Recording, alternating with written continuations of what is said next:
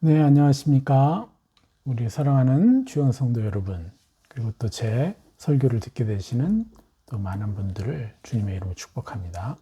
자, 오늘 말씀은 마태복음 5장 23절에서 26절 말씀을 선포하도록 하겠습니다. 지난주에 말씀 선포했던 부분에 누락된 부분을 마저 하도록 하겠습니다. 오늘 주제는 마음의 마음의 감옥에 들어가지 않는 방법이라는 주제로 말씀을 선포하도록 하겠습니다.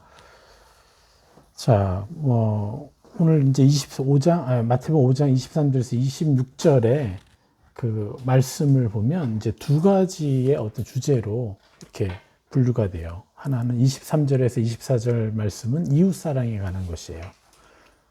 그리고 25절, 26절의 말씀은 고발하는 자로부터 해방되는 것, 완전히 해방되는 법에 대한 얘기를 하는데, 먼저 우리 말씀을 전체적으로 한번 읽어보겠습니다. 먼저 23절, 24절 말씀.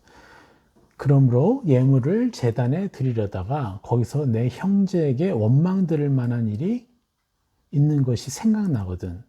24절, 예물을 제단 앞에 두고 먼저 가서 형제와 화목하고 그에 와서 예물을 드리라. 이것이 바로 이웃사랑에 대한 얘기를 하는 것입니다. 그리고 25절, 너를 고발하는 자와 함께 있을 때 급히 사화하라. 그 고발하는 자가 너를 재판관에게 내어주고 재판관이 옥리에게 내어주어 옥에 가둘까 염려하라. 진실로 내게 이르노니 내가 한 푼이라도 남김이 없이 다 갚기 전에는 결코 거기서 나오지 못하리라. 이것은 바로 영적 전쟁과 성화에 대한 어떤 비결을 얘기를 하고 있는 것이죠. 바로 고발하는 자, 사탄으로부터 완전히 해방되는 법, 마음의 감옥에 들어갈 필요가 없는 방법에 대한 얘기를 하는 것이에요. 23절, 24절이 참 애매하죠. 예물을 제단에 드려다가 거기서 내 형제에게 원망 들을 만한 일이 있는 것이 생각나거든. 예물을 제단 앞에 두고 먼저 가서 형제와 화목하고 그에 와서 예물을 드리라. 참 이 말씀이 예물을 제단에 드리기 전에 원망 들을 사람과 먼저 화해하라. 이것이 왜 이웃사랑이고 이것이 하나님의 그 법, 예수 그리스도의 법을 성취하는 것인지에 대한 얘기를 풀어드리도록 하겠습니다. 자, 먼저 23절, 24절이죠. 근데 여기서 23절에 보면 원망 들을 만한 일, 이거는 바로 이제 반하는 일을 얘기하는 것이고, 지난주에 이제 그것은 좀 설명을 해드렸어요. 그래서 마음이 서로 반하는 것, 그리고 그러한 어떤 이제 내가 그들에게 영적인 어떤 이제 그러니까 사단이 공격할 거리, 그것들을 제공해 주는 것. 저희 연약함 때문에 그 사람이 나에 대해서 오해하고 분노를 일으키고 그래서 악한 영이 더 들어와서 그 사람을 막 장악하고 하는 일들을 내가 허용해 주는 거죠. 그들과 화해하지 않으면. 이해가 되십니까? 또 내가 내 가족에게, 내 사랑하는 사람들에게 내가 지적질을 하고 상처를 줬어요. 그런 다음에 너가 알아서 해. 이런 식으로 하는 것도 뭐가 됩니까? 그것도 그에게 악이 그들을 공격하고 마음의 감옥에 들어가서 붙잡을 수 있는 거리를, 빌미를 제공하는 것이죠. 그래서 우리는 하나님께 예물을 드리기 전에 그들을 찾아가서 그들과 이러한 문제들을 해결해서 그가 오해하거나 아니면 그가 나 때문에 상처를 받았거나 제가 잘못을 하지 않았더라도 또 오해할 수도 있죠. 여러 가지 것들에 그의 마음속에 공격거리가 생기게 하는 모든 것들을 가능한 한 없애주라 이거죠. 그리고 나서 하나님께 예물을 드린다면 그 예물이 너무나 놀라운 것이 된다는 거죠. 놀라운 축복이 된다는 것이죠. 하나님 기뻐하신다는 거죠. 그래서 지난번에도 말씀드렸지만 종교인들이 어떤 자기가 연약한 일을 하고 잘못을 했을 때 정죄감이 들어오죠. 당연히 악한 영은 끊임없이 정죄감의 생각과 감정을 넣어줍니다, 우리한테. 그럼 그것을 내가 받아들이느냐, 거절하느냐, 이 문제와 우리는 싸우게 되는데, 우리가 종교적인 그리스도인들은 어떻게 하냐. 물론 다른 종교들은 말할 것도 없고요. 그냥 어떤 또 다른 어떤 착한 일로, 어떤 선한 일로, 아니면 헌신으로 뭔가를, 자신의 정죄감을 은폐하려고 한다고 말씀드렸죠. 우리가 사람에게 잘못했으면 그 사람에게 가서 미안해하고 또 마음을 위로하고, 그래서 그 사람이 계속 분을 품어서 악한 영이 그들의 마음의 감정의 주인이 되지 못하도록, 그것들을 해결해 줘야 되는데 해결해 주지 않는 거예요. 그냥 나만 또 다른 헌신으로 나의 잘못을 가리려고만 해요. 나로부터 상처받은, 아니면 나로부터 오해해서 상처거리가 될 수 있는 그 사람들을 위해서는 아무것도 해주지 못한 채 그냥 나만 잘난 거예요. 나만 잘하면 되는 거예요. 그런데 하나님은 뭐라고 하시냐? 내가 잘못한 것이 아닐지라도 설령 그들이 나의 어떠한 태도 때문에 그들이 더 오해하고 악한 영의 화전을 받아서 미워하거나 또 시기하거나 질투하거나 할지라도 내가 그들을 섬기는 것에 대해서 하나님이 원하신다는 것이죠. 이것이 너무 중요한 것이 왜요? 그들이 연약하기 때문에 더 공격을 받기 때문에 내가 그들의 마음을 살피고, 제가 이제 화해의 최고의 예물이 뭐라 그랬어요? 그들을 다스려 주는 것이라고 그랬죠. 그들의 마음을 공격하는 어둠들을 쳐주고 제거해주고 옛사람을 벗겨주고 새 사람을 입혀줘서 그런 악한 영이 속이는 것들을 최대한 막아주고 그 악한 영들과 싸울 수 있는 사람으로 내가 헌신해 주는 거죠. 기도를 해서. 이것이 최고의 예물이라고 말씀드렸습니다. 그래서 우리가 그냥 사람과의 일들을, 관계의 문제들을 그냥 내버려 두고 내가 하나님 앞에서만 잘하면 돼. 이것은요, 하나님의 뜻이 아니에요. 하나님의 형상과 맞지 않는 것이에요. 우리가 더 높은 수준의 거룩을 행해야 돼요. 더 높은 수준의 그 축복을 행해야 된다는 것이죠. 그래서 이것들을 잘 이해하시면 좋을 것 같고요. 그래서 23절 다시 한번 보면, 그러므로 예물을 제단에 드리려다가 거기서 형제에게 원망들을 만한 일이 생각나거든. 그 사람이 나에 대해서 오해하겠구나. 어떨 때는요, 제가 어떤 옷을 입었는데 그것 때문에 그 사람이 저 사람은 왜 선교사인데 저런 옷을 입었어? 이렇게 막 판단까지 하는 분이 계시더라고요.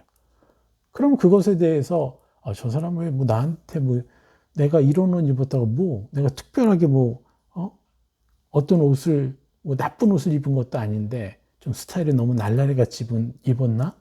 막 이러면서 좀 나에 대해서 좀 뭐라 그러나 좀 오해하는 이런 일들까지도 사실 내가 그의 마음을 내가 축복해 주면 되잖아요. 그는 나의 그 옷으로 나를 판단하지 않는 분입니다. 그리고 내가 그런 옷을 입을 수밖에 없었던 이유에 대해서도 충분히 생각할 수 있는 분입니다 하면서 우리가 축복해 줄 때 그분 더 성장하는 것이죠. 그런데 저분이 나를 오해하네. 자기 복이지 자기 어쩔 수 없지 내가 어떻게 이렇게 해버린다면요, 이것은 온전한 나의 이웃에 대한 온전한 사랑이 아닌 것이죠. 우리가 이런 것까지도 할 수 있다는 거예요. 이게 짐이 아니라요, 우리가 사람들을 배려해 주는 것이에요. 그들의 마음속에 그 감옥에 들어가지 못하도록 도와주는 방법이 되는 것이죠. 그래서 그런 것이 생각나거든. 예물을 제단 앞에 두고, 여기서 예물은 뭡니까? 희생제물이거든요, 보통은 다. 그럼 제가 양을 가지고 왔든지 염소를 가지고 왔든지 아니면 소를 가지고 왔든지 비둘기를 가지고 왔든지 아무튼 그런 것들을 이제 가놓고서는 어떻게 해요? 그걸 드리려고 할 때 그게 갑자기 딱 떠올랐어요. 이 사람이 나에 대해서 이렇게 오해해서 어쩌면 마음의 감옥에 갇히게 되겠구나. 이런 것이 떠올랐다는 거예요. 그럼 여기서 예물을 제단 앞에 두고라고 말한 거예요. 이게 뭐예요? 최우선적으로 이 일을 해결하라는 거예요. 그 예물을 드리기 전에 먼저 그 형제에게 가서 형제와 화목하라는 거죠. 그러니까 뭐예요? 철저하게 변화시키다, 조정하다, 화해하다 이렇게 얘기했잖아요. 이건 뭡니까? 화목이란 것, 철저하게 그 사람을 변화시키고 조정해주고 또 화해해줄 때 그 사람이 나에 대한 오해 아니면 그가 나에 대해서 받은 상처들이 풀어지면 그가 나 때문에 또다시 어둠의 생각, 판단, 미움, 시기질 이런 것으로부터 벗어날 수가 있게 되는 거죠. 그래서 어둠에 묶여서 공격당할 수 있는 모든 원인들을 제거해 주는 것이에요. 그러니까 하나님은 우리의 예물보다도 뭐예요? 우리가 이웃을 사랑해 주기를 바라시는 거죠. 이해가 되시죠? 예. 그래서 하나님이 뭐라고 합니까? 두 가지 계명이잖아요. 먼저 너의 하나님을 사랑하고 두 번째는 뭐예요? 이웃을 사랑하라. 이거지 않습니까? 그래서 하나님께 최고의 예물은 뭐예요? 이웃을 사랑하는 것이에요. 그래서 그들이 오해하고 그들이 상처받을 것, 내가 어떤 말투를 써서 그가 상처받을 수 있는 것, 그래서 죽이는 입술을 쓰지 말자고. 그래서 지난주에 뭐 얘기했어요? 영적인 살인에 대한 얘기를 하지 않았습니까? 그런 모든 것을 우리가, 제거하고 살리는 입술, 살리는 태도, 이 사랑으로 무장돼야 되죠. 새 사람을 입음으로써. 그런데 그렇게 하는 과정 중이죠. 우리가 그렇게 해야 되죠. 그러니까 과정 중이니까 우리가 완벽하지 못하잖아요. 그래서 우리에게서 많은 실수들이 나오게 돼 있죠. 그래서 그런 것들이 있다면 그런 것들 최대한 해결하고 나서 내게 예물을 드려라. 이렇게 말씀하신다는 것이죠. 그래서 그에 와서 예물을 드리라. 의 의미가 뭐예요? 그 후에 받으시겠다라는 말씀이에요. 그러니까 하나님이 가장 기쁘시게 받으시는 예물이 어떤 것인지를 분명히 말씀하시는 거죠. 사랑해주고 이웃을 사랑해주고 보호해주고 그들을 회복시켜주고 또 완전한 자로 성장시켜주는 그 일들. 이게 이제 우리가 해야 될 일이죠. 그래서 우리가 첫 번째 하나님 예물을 받지 않은 사건이 무엇입니까? 이게 바로 뭐예요? 가인의 예물을 받지 않으셨죠. 가인의 예물을 받지 않으신 이유가 무엇이겠어요? 창세기 4장 7절에 이렇게 말씀하십니다. 내가 선을 행하며 어찌 낫을 들지 못하겠느냐. 여기서 선을 행하다라는 의미는요. 히브리어로 야타브. 기쁘다, 즐겁다라는 거예요. 그러니까 즐겁고 기쁘게 드리지 않았다는 거예요. 그러니까 자신의 정죄감을 덜어내기 위해서 우리가 예물을 드리면 어떻게 돼요? 기쁨과 즐거움이 없죠. 내가 이것을 막 드리면 하나님 얼마나 좋아하실까 보다는 내 죄를 막 은폐하려고 이거라도 내면 좀 괜찮아 하실까? 저거라도 하면 이렇게 해서 나의 죄를 가리는데 쓰는 거죠. 이건 기쁨이 아니에요. 그냥 어쩔 수 없이 드리는 의무라는 거예요. 하나님은 우리와의 관계, 우리 예물을 받기를 원하시는데 그 예물이 바로 뭐예요? 드리다, 가져가다라는 뜻이에요. 하나님께 나아간다는 의미예요.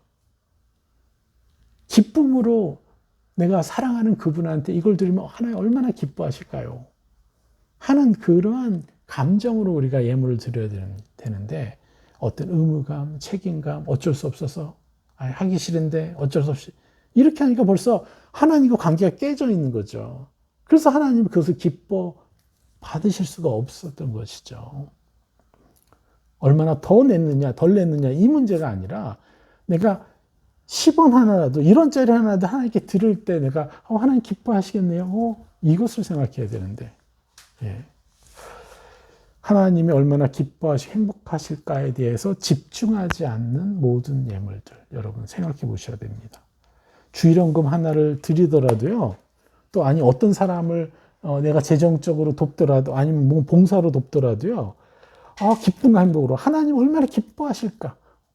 내가 이걸 도와주면 저 사람이 얼마나 행복해 할까? 이런 걸 생각해야 되는데 그냥 어쩔 수 없이 내 체면 차리려고 그냥 이것은 하나님이 기뻐하는 예물이 아니라는 것이죠.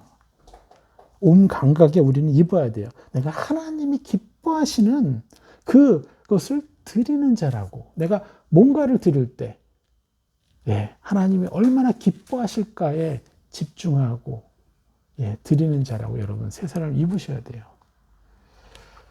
그래서 우리가 헌금 생활하는 것 하나부터 시작해서 어떤 봉사하고 후원하고 어떤 것이건 다 하나님이 얼마나 기뻐하실까. 이것에 우리가 집중하면 하나님 기뻐 받으신 예물이 되는 거죠. 그러면 얼마나 많은 상급이 있겠습니까? 예. 그리고 또 그 후에 와서 관계를 그 후에 와서 예, 이 말도 그 후에 와서 이 말이 뭐냐? 관계를 회복한 후에라는 거죠. 그래서 예, 관계를 회복할 때 하나님이 그 희생 제물을 기쁘게 받으시겠다. 이 말씀하시는 거죠. 그 뭐예요? 사랑을 얘기하는 거죠. 아까도 말씀드렸듯이. 왜 이러한 의지를 지금 하나님이 드러내고 계시는 거죠? 두 가지 이유가 있는데 첫째가 교묘한 정죄감으로부터 우리를 완전하게 해방시켜 주시기 위한 거라는 거예요. 그래서 뒤에 보면 26절에 한 푼이라도 다 갚는 것에 대한 것과 연관이 된 내용이에요. 그만큼 악이 빌미를 가지고 우리를 공격할 빌미를 갖는 것을 어떻게 해요? 제거하라는 게 이제 한 푼이라도 갚으라는 얘기인데 이제 악이 우리를 계속해서 공격할 수 있다는 거예요. 그래서 우리가 완전히 해방되면 해방될수록 그 교묘한 정죄감으로부터 내가 해방되면 해방될수록 온전한 예배를 드리게 되잖아요. 그러면 어떻게 돼요? 하나님을 더 깊이 더 실제적으로 만날 수 있게 되는 것이에요. 그래서 눈과 귀와 감각이 열려서 더 느끼게 되는 거예요. 하나님의 것을. 그전에는 우리가 어디에요? 죄 짓는 것에 더 우리의 눈과 귀와 감각이 더 열려서 거기에 민감해요. 그런데 우리가 하나님께로 이렇게 향하면은 이런 교묘한 정죄감으로부터 완전히 해방이 되면 더 완전한 예배를 드려서 눈과 귀와 이 감각이 더 하나님의 형상에 더 맞춰지게 돼요. 그렇게 되면 어떻게 돼요? 마침내 우리 자신 안에 남아있는 이 무의식 안에 있는 모든 어둠들을 하나하나 발견해낼 수 있게 되는 거예요. 그럼 마지막 한 푼, 뭐죠? 어둠의 빌미들, 나의 연약함들, 모든 것들을 차단해서 제거할 수 있게 되는 거죠. 그래서 이 말씀을 하신다는 거예요. 먼저 관계를 회복하라. 회복하지 않은 상태 예물을 드릴 때 그것은 나의 그 죄됨, 나의 연약함, 잘못된 것들을 은폐하려는 시도니까 계속해서 나는 정죄감을 가지고 그것을 행하게 돼 있어요. 그래서 그렇게 아무리 헌신해도요, 그런 식으로 헌신하는 것, 나의 잘못을 은폐하려고 그것을 행하는 모든 헌신은요, 항상 문제가 일어나요. 성장하지 못하게 만들어요, 우리를. 계속 어둠이 나를 공격할 테니까, 정죄감으로. 그리고 둘째는 뭐냐? 바로 상대방이 어둠의 속임에 방치되지 않도록. 아까 말씀드렸죠? 그 사람이, 이제 이웃사랑을 얘기하는 건데, 나와의 관계로부터 오는 어둠의 덫에서 벗어나게 해주려고 하는 거죠. 이거는 앞에서 설명했으니까 넘어가도록 하겠습니다. 그래서 우리는 생각해야 돼. 우리가 과연 이제껏 우리가 드린 예배는 어떠한 예배였는가? 나의 어떤 죄된 것을 은폐하기 위한 어떤 예배였는가? 하나님을 기쁘게 하시는 예배였는가? 우리는 생각을 해야 된다는 거예요. 그래서 나와 관련된 모든 사람들이 나로부터 축복을 받도록 우리가 노력해야 한다는 것이죠. 그런데 우리가 이것을 할 수 있다는 것입니다, 여러분. 여러분 신뢰하십시오. 우리가 하나님 외에 누구를 신뢰합니까? 그렇죠? 자, 그리고 이제 두 번째 주제로 고발하는 자로부터 완전히 해방되는 것에 대한 25절, 26절 말씀 보면 25절 다시 한번 읽어드리면 너를 고발하는 자와 함께 길에 있을 때 급히 사화하라. 그 고발하는 자가 너를 재판관에게 내어주고 재판관이 옥리에게 내어주어 옥에 가둘까 염려하라. 여기서 고발하는 자 누굽니까? 바로 이 헬라어로는 안티디코스. 이게 이제 적을 의미해요. 어떤 상대방을 얘기해요. 그런데 분명히 이 안티디코스의 단어 안에는 어떤 의미가 있냐면요. 특히 최고의 대적으로서의 사탄. 이게 바로 안티디코스라는 거예요. 사단이 이제 헬라어가 뭡니까? 바로 사타나스. 그런데 이 사타나스의 뜻이 뭐예요? 고소하는 자, 고발하는 자예요. 계속해서 우리를 고발해요. 욥을 고발한 것처럼. 여기 그렇게 할 수 있겠습니까? 뭐 할 수 있겠습니까? 막 이간질한 것처럼 자꾸 우리한테 찾아와가지고 그것도 너라고 안 하고 1인칭으로 얘기하죠. 나는 이런 문제가 있어. 나는 안 돼. 나는 할 수 없어. 나는 또 이런 문제 있잖아. 계속해서 나의 문제를 자꾸 고소하는 거예요. 정죄하는 거예요. 이 고소하는 자, 이 사단과 함께 길에 있을 때 뭐예요? 사단과의 동행이라는 거죠. 이 사단과의 동행이 뭐예요? 바로 뭐예요? 우리는 하나님과 동행해야 되는데, 그죠? 나를 사랑하시고, 나를 이뻐하시고, 나를 격려하시고, 그런 분의 음성을 들어야 되는데, 안타깝게도 우리는 길을 가더라도, 예, 여기서 길의 의미는요, 동행을 나타내는 거예요. 그래서 사단이 계속해서 나를 고소할 때, 정죄감으로, 나의 연약함을 계속 들이대고, 깨우쳐주고, 예? 내가 잊고 있었던 죄까지도 막 들먹이면서 화전을 막 쏘고 있는 거예요. 그리고 내가 그것을 허용하고 있는 것이 함께 길에 있을 때라는 거예요. 그것이 어디서 가능해요? 내가 골방에 있을 때도, 내가 기도하고 있을 때도, 내가 교회 예배당에 가서 기도하는 그 와중에도 우리는 사단과 동행할 수 있는 거예요. 사단과 함께 길에 있는 것이 된다는 것이죠. 이것을 여러분 반드시 기억하셔야 돼요. 이것이 사단과 함께 길에 있는 것이라는 거. 그 사단이 정죄감으로 나의 연약함 뭐 이런 것들을 막 들먹일 때 내가 그것을 허용해 주고 있는 게 사단과의 동행이라는 거죠. 너를 고발하는 자와 함께 길에 있을 때가 이 말인 것이죠. 급히 사화하라 이렇게 얘기합니다. 여기선 누가복음 12장 58절에서 똑같은 말씀이 나오는데 여기서는 뭐라고 얘기해요? 화해하기를 힘쓰라. 급히 사화하라. 사화하기를 급히 하라. 화해하기를 급히 하라. 예, 이런 뜻이죠. 여기서 예, 누가복음의 그 원어가 굉장히 정확한데 아팔라스. 이건 무슨 뜻이냐면요. 해방하다, 제거하다, 구원하다, 떠나다라는 거예요.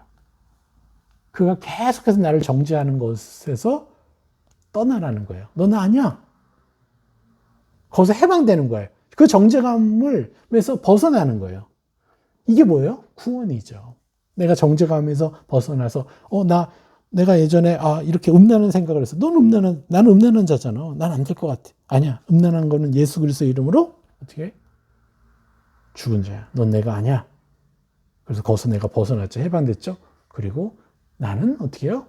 하나님의 형상. 어떠한 음란에도 내 감정이 느껴지지 않는 자다. 나는 더 어떠한 사람에게 대해서도 어떤 음란함이 아니라 정말 하나님의 마음으로 바라보는 자고 느끼는 자다. 계속 세상을 비울 때 나는 어떻게 돼요? 구원받는 거죠. 나의 음란함에서 나는 거룩한 자로. 그렇죠? 이렇게 이게 바로 화해하기를 힘쓰라라는 거예요. 바로 아팔라스. 해방되는 거예요. 사단이 나를 정죄하는 것에서 구원받는 것. 예. 그래서 너를 고발하는 자와 함께 길에 있을 때 우리는 24시간 함께 있을 수 있죠. 그런데 이렇게 그 고발당하는 것을 가지고 하나님 제가 이런 마음이 드네요. 저렇게 판단하는 마음이 들고 저 사람이 싫은 마음이 드네요. 그래서 하나님 앞에 가져가면 하나님이 동행하면서 이것을 제거할 수가 있고 세상을 입을 수 있게 되는 거죠. 급히 사와라. 그 고발하는 자가 너를 재판관에게 내어주고 이것을 하지 않으면 어떻게 돼요? 그 고발하는 자 사탄이 너를 어떻게 해요? 재판관에게 내어주고 재판관이 옥리에게 내어주어 옥에 가둘까 염려하라. 이거는 뭔지 아세요? 주체가 누군지 아십니까? 바로 우리 자신이라는 거예요. 재판관과 옥리가 우리 안에 있다는 거예요. 마음속에서 일어나는 우리 인간이 감옥에 갇히는 과정, 단계를 설명하는 거예요. 자신을 옛사람을 인정하게 되는 것. 그러네. 내가 지난번에 이 사람을 미워했었지. 난 그런 사람이야. 내가 예전에 저 사람을 도와주려고 했는데 어떤 다른 의도로 나에게 어떤 유익이 있을 것 같아서 도와주려고 했지. 이걸 떠올리게 하면 맞아, 난 그런 사람이야. 내가 동의를 하는 거죠. 그러면 딱 재판관 뭐야? 결정을 하는 거죠. 맞아, 나는 그런 사람이야. 그러니까 이제 내가 스스로 나를 옛사람을 인정하니까 어떻게 돼요? 옥리가 가둬버리는 거죠. 내 스스로 감옥에 들어와서 이제 못 나가는 거예요. 그래서 그 감옥에서 나오는 방법이 뭐예요? 나는 더 이상 그런 사람이 아니야. 모든 인간이 마음속으로 자기를 낮추고 자존감이 낮은 자로, 문제가 있는 자로, 연약한 자로 이렇게 인정하는 그 감옥에 갇혀 있는 거예요. 그래서 예수 그리스도께서 십자가에 못 박히시면서 우리를 해방시킨 거죠. 나 옛사람 죽이고 나의 의인됨이 살아나서 이 의인된 내가 새 사람을 입는 것. 이 재판관이 누구예요? 바로 나라는 거예요. 옥리가 누구예요? 바로 나라는 거예요. 내가 스스로 갇히게 되는 거예요. 사탄이 그걸 조작해가지고 나로 하여금 어쩔 수 없이 그래 나는 그런 사람이야. 나는 실패자야. 나는 안 되는 사람. 난 변할 수 없는 사람이야. 불가능한 사람이야. 계속해서 이렇게 악의 화전을 쏴서 우리로 하여금 동의하게끔 만들어주는 거. 그렇죠. 이 고발에 얘도 또 어떤 고발을 해요? 여러분 영적 살인죄에 대한 메시지가 어떻게 느껴지셨죠? 지난주 여러분 지적질로 혹시 들리신 분 계세요? 지적질로 느껴진 분 계세요? 기분 좀 상하신 분 혹시 계세요? 한 성도님이 오늘 이제 설교에 대한 적용 나눔을 이제 하면서 그분이 은혜 받은 것이 뭐냐면 살인하지 마라는 메시지가 아니라는 거죠. 이게 영적 살인에 대한 메시지가 너는 살인하지 마. 그래 무겁게 느껴지는 게 아니라 그렇게 힘들게 살지 않아도 된단다. 너는 그렇게 더 이상 힘들게 살 필요가 없는 존재란다. 라고 그 메시지가 느껴졌다는 거예요. 저의 의도가 이것이거든요. 지난주 제가 설교한 의도가 영적 살인을 우리 무거운 죄, 그래서 우리는 더 완전케 된 율법을 지키지 못하면 문제가 있고 난 죄를 짓는 거야. 이런 메시지가 아니잖아요. 왜요? 나는 살리는 인생으로 살아야겠다. 빛이 되어야겠다. 난 그렇게 할 수 있다. 이렇게 이것을 용기를 북돋아주고 격려하기 위한 메시지인데 악한 영은요. 제가 그렇게 얘기했을지라도 마음속에 우리의 죄들, 나의 연약함들을 들먹이면서 그것이 마치 나를 지적하는 걸로 이제 속이는 거죠. 이게 바로 고발의 한 종류라는 거예요. 이런 식으로 공격한다는 거죠.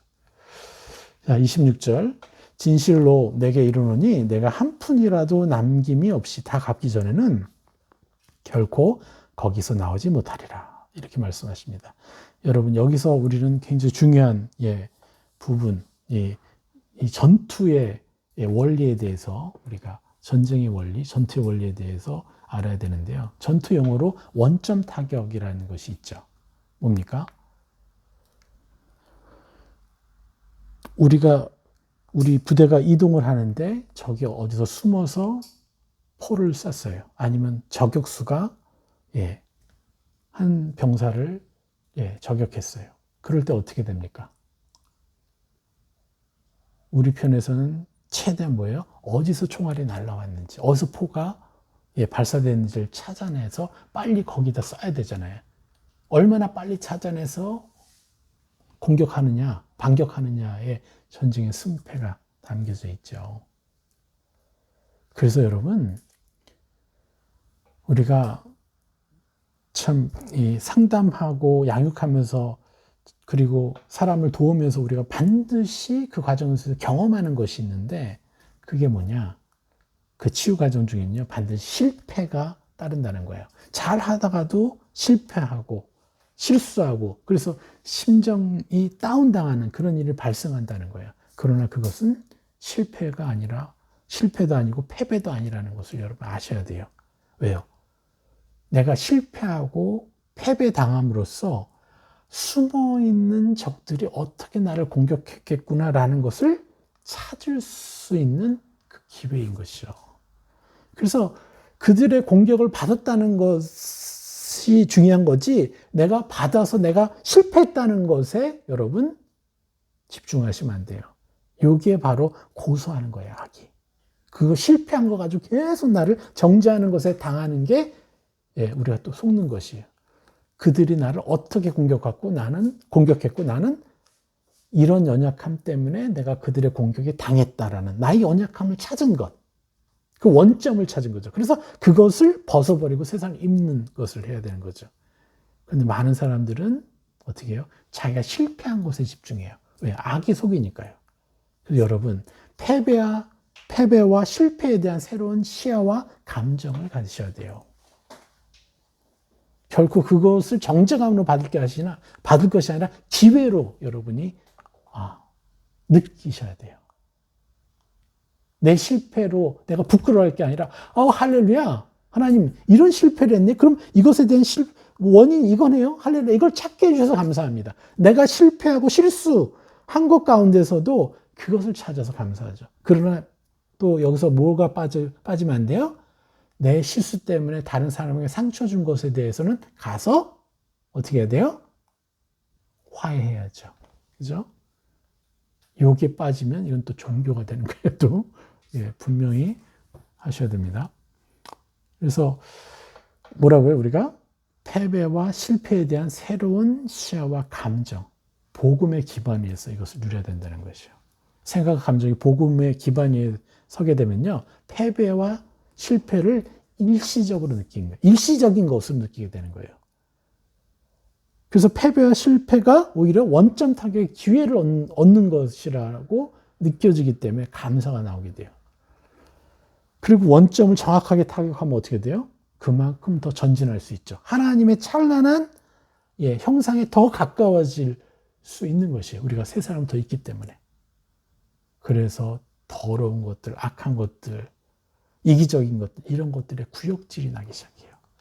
우리는 나를 공격한 원수조차도 긍휼한 마음이 나중에 생기게 돼요. 저 사람이 얼마나 어려서 상처를 많이 받았으면 이런 거 가지고 공격하는 사람이 됐을까요, 하나님? 너무 안타깝군요. 하면서 그들을 축복하는 사람이 될 수 있다는 것이죠. 그래서 마침내 원수까지 사랑하게 되는 것입니다. 우리가 찬란한 형상에 더 가까이 가기 때문에. 무엇 때문에 가능해요? 그게 바로 전진이죠.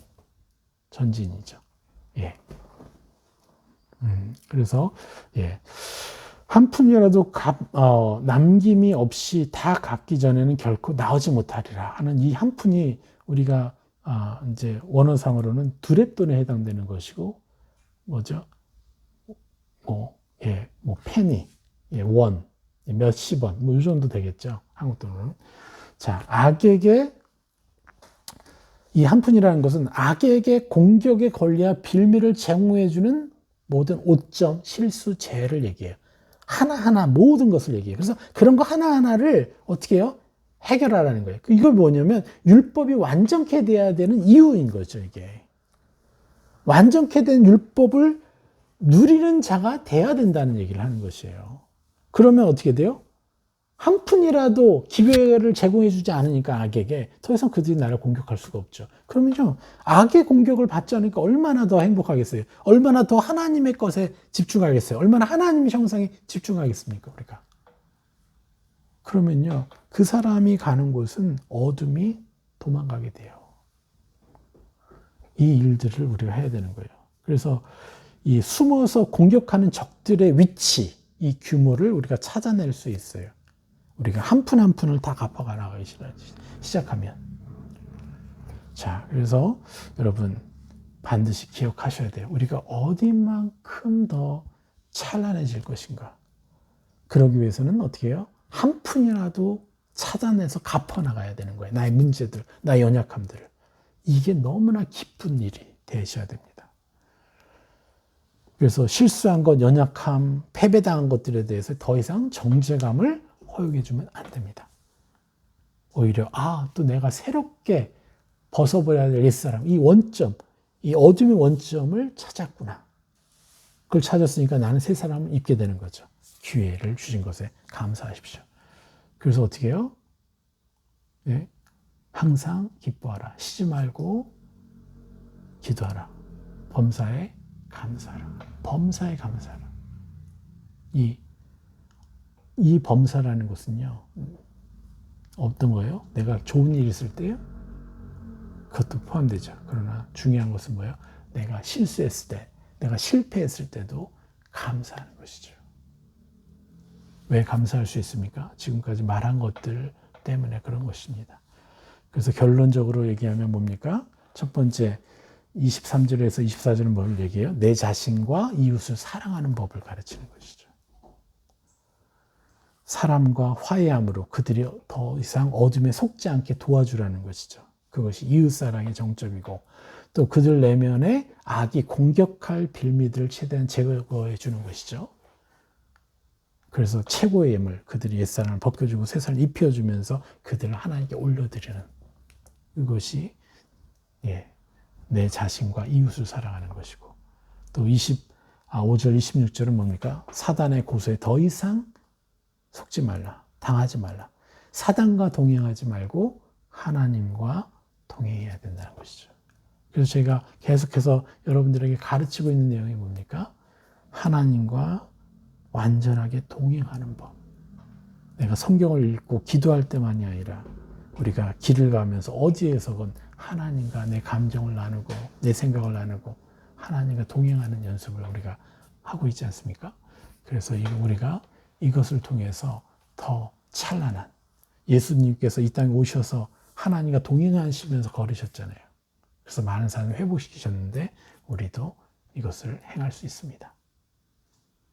우리가 잘나서가 아니라 우리에게는 위대한 복음이 있기 때문에 그렇습니다. 옛사람을 벗어주고 벗겨주고 새 사람을 입혀주는 나와 내 이웃을 위해서. 그래서 여러분, 특별히 우리가 당하는, 정말 계속해서 고소당하는 그 일에 여러분 승리하십시오. 오늘 말씀 여기까지 하겠습니다.